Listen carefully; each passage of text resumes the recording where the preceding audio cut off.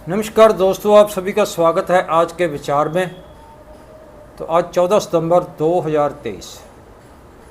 तो आज का विचार है कि अच्छा सोचो, हमेशा अच्छा सोचो, क्योंकि अच्छे विचार ही आपके दिमाग को शक्ति देते हैं, ताकत देते हैं। तो ये था आज का विचार। और अब बात करते हैं 14 सितंबर के साथ जुड़ी हुई विशेष घटनाओं के बारे में। तो 14 सितंबर 1879 को जो महान मनोविज्ञानी और नोबल इनाम जीतने वाले इवान पावलोव का जन्म हुआ। 14 सितंबर 1833 को जो विलियम वैदिक भारत का पहला गवर्नर बनकर भारत में आया। 14 सितंबर 1923 को अंग्रेज हुकूमत की ओर से, तो पंजाब की एक रियासत थी नाभा रियासत, तो वहाँ के राजे को पद से निष्कासन करने के लिए के कारण और उसके विरोध में जैतो के अंदर, जो जैतो एक शहर है पंजाब का ही, तो वहाँ पे जो अखंड पाठ था, जो सिख धर्म का एक धार्मिक परंपरा है, तो वो अखंड पाठ था, वो पुलिस की ओर से खंडित किया गया। और उसके अखंड पाठ के खंडित करने से जैतों में एक संघर्ष की शुरुआत हुई, जिसको पंजाबी में जैतों का मोर्चा भी कहते हैं। तो उस संघर्ष की शुरुआत हुई। 14 सितंबर 1939 को संसार के पहले हेलीकॉप्टर ने उड़ान भरी, आसमान में उसने उड़ान भरी। तो 14 सितंबर 1948 को पाकिस्तान के ख्वाजा निजामुद्दीन वो राष्ट्रपति बने। और 14 सितंबर 1949 को हिंदी भाषा को देश की कौमी भाषा की मान्यता मिली। 14 सितंबर 1960 को पेट्रोलियम के साथ संबंधित संगठन ओपेक की बगदाद में 15 देशों में स्थापना। और ये थे आज के विशेष दिनों के साथ जुड़ी हुई घटनाओं के बारे में। और अब बात करते हैं जैतों का, जो मोर्चा के नाम से जाना जाता है पंजाबी में। जैतों का यानी कि एक संघर्ष, जो उस वक्त अंग्रेज हुकूमत के खिलाफ बहुत सारे पंजाब में संघर्ष लड़े गए, तो उन संघर्षों को एक मोर्चे का नाम दिया जाता है। तो जो जैतों का मोर्चा लगा था, वहाँ पे जो संघर्ष लड़ा गया था, तो रियासत पटियाला के और रियासत नाभा, ये दोनों जो रियासतें थी, तो इनके जो राजे थे वो एक ही परिवार में, और वो फूलकिया बरादरी का जो परिवार था उसमें से थे। मगर इनमें बहुत सारे पक्षों से अंतर था। एक ही परिवार के साझ होते हुए भी तो इन दोनों राजाओं में सामाजिक व्यवहार और जीवन के आचार में एक बहुत बड़ा अंतर था। तो महाराजा जो पटियाला था वो आम राजों की तरह ऐश प्रस्ती और अयाश प्रस्ती में मस्त था, और अंग्रेज प्रस्त था वो। जबकि जो महाराजा नाभा था, रियासत का राजा था, तो वो धार्मिक और सामाजिक प्रवृत्ति की सोच रखता था, प्रवृत्ति वाला व्यक्ति था। और जिसने दिल्ली के रकाबगंज गुरुद्वारा जो था, उसकी अंग्रेज़ों ने एक दीवार गिरा दी थी। वो एक अलग लंबा मैटर है, लेकिन आपको संक्षेप में मैं बताने जा रहा हूँ कि दिल्ली के रकाबगंज गुरुद्वारा साहब जो है तो उसकी जो दीवार थी वो अंग्रेज़ हुकूमत ने गिरा दी थी। तो उस दीवार को बनवाने में, उसकी दोबारा उसको बनवाने में और उसकी उसारी जो करवाने में महाराजा जो नाभा था उसने ही करवाई थी। तो पटियाले के महाराजा भूपिंदर सिंह से, तो उन्होंने नाभा के महाराजा के साथ के खिलाफ, रिपुदमन सिंह था महाराजा जो नाभा था उसका नाम, तो रिपुदमन के खिलाफ 8 दोषों का एक पत्र जो था वो भारत सरकार को दिया, यानी कि अंग्रेज़ हुकूमत को दिया। तो इसमें महाराजा नाभा जो कि पंथक सेवक नाम का एक अखबार था और उसके वो एडिटर थे महाराजा नाभा जो थे। और वो जो उस वक्त नाम मिलवर्तन लहर चल रही थी भारत में, तो उसकी जो माली मदद भी किया करते थे और जो सिखों की श्रोमणी कमेटी थी उसको भी मदद किया करते थे, उसको पैसा वगैरह उसकी मदद भी किया करते थे। तो ये अंग्रेज़ों को गवारा नहीं था, क्योंकि अंग्रेज़ जो थे वो उनके जो पिट्ठू लोग थे, उसके पीछे चलने वाले लोग थे, उनको ही ज़्यादा फॉलो करते थे। तो 4/1/1923 को मिस्टर स्टुअर्ट ने इसकी जांच शुरू कर दी। जो उसने दोष पत्र दिए थे महाराजा पटियाला ने, वो दोष पत्रों की जांच शुरू कर दी और जो 6 दोष पत्र दिए थे 6 को सही ठहरा के महाराजा को उनके पद से बर्खास्त कर दिया और बर्खास्त करने का फैसला लिया। तो 9/7/1923 को अखबारों में ये खबर छप गई कि महाराजा नाभा को जो पद से बर्खास्त कर दिया गया है। तो महाराजा नाभा को पद से बर्खास्त करने के और निष्कासन करने के खिलाफ, और नाभा जो रियासत थी वो सिख रियासत थी, सिख स्टेट थी वो होने के कारण, और श्रोमणी गुरुद्वारा प्रबंधक कमेटी ने पंजाब में 6 अगस्त को मीटिंग की और एक जांच कमेटी बनाई।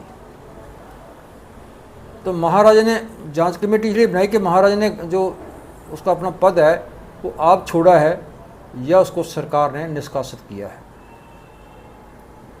तो 9 सितंबर को जब उसकी जांच पूरी हुई, उसको असलियत मालूम पड़ी कि महाराजा नाभा को निष्कासित कर दिया गया है अंग्रेज़ सरकार की ओर से। तो 9 सितंबर को एक रोष दिवस मनाया गया। 11 सितंबर को 110 और 14 को 102 सिखों का जो संगठन था, जिसको पंजाबी में जत्था बोलते हैं संगठन को, वो जैतो पहुंचा। तो 14 सितंबर को वहाँ के गुरुद्वारे में चल रहे एक धार्मिक समागम जो कि सिखों का अखंड पाठ के नाम से जाना जाता है, तो उस अखंड पाठ में बाहर दीवान को पुलिस ने रोक लिया। रोक के ग्रंथी इंद्र सिंह समेत और जो लोग थे उस जत्थे के या उस संगठन के जो लोग थे उनको गिरफ्तार कर लिया गया। तो 15 सितंबर से फिर और संगठन वहाँ पे जाने शुरू हो गए जैतो। तो जैतो मोर्चे को देखते हुए और उसका आरोहण देखते हुए सरकार जो थी वो बौखला गई। तो उसने श्रोमणी कमेटी और अकाली दल को गैर कानूनी करार देके और इसके सभी जो उसके आगू थे, उसके नेता थे जो अगुवाई कर रहे थे, उनको गिरफ्तार कर लिया। 21 फरवरी को 6000 के हुए जो इकट्ठ हुआ था, 6000 का इकट्ठ हुआ था, तो उसके ऊपर पुलिस ने गोली चला दी जैतो के अंदर, जिसके साथ जो मोर्चा था, संगठन था, कमेटी की रिपोर्ट के मुताबिक उसमें 90 से लोगों की मृत्यु हो गई, शहीद हो गए, वो शहीदियाँ पा गए, और 210 के करीब जो लोग थे वो जख्मी हो गए। जब डॉक्टर सैफुलुद्दीन किचलू को पता चला इस बारे में, तो उन्होंने उनके वहाँ पे पहुँचे और उनको पहुँचने पर जब जैसे वो वहाँ पे पहुँचे तो उनको भी गिरफ्तार कर लिया गया। और 14 मार्च 1924 को दूसरा और 7 अप्रैल को तीसरा संगठन यानी कि जत्था पहुँचने के पर वहाँ जैतों में पहुँचने पर उनको भी गिरफ्तार कर लिया गया। तो ये मोर्चे के शुरू होने का कारण, चाहे वो महाराजा नाभे को पद निष्कासन करने के साथ संबंध था, मगर इस संघर्ष के चलते समय गुरुद्वारा, जो इसको गंगसर कहा जाता है, उस गुरुद्वारे को गंगसर कहा जाता है, अंदर जो अखंड पाठ का हक था, वो सीधा सवाल जो था वो धर्म स्थाना के अंदर पूजा का हक का जो मुख्य सवाल बन गया। आखिर सरकार के साथ 7 जुलाई को अखंड पाठ करने के बारे में बातचीत हुई और 21 जुलाई को अखंड पाठ का जो उनकी श्रृंखला का अखंड पाठ की श्रृंखला का जो आरंभ हुआ, तो 6 अगस्त को अखंड पाठ का जो उसकी समाप्ति के बाद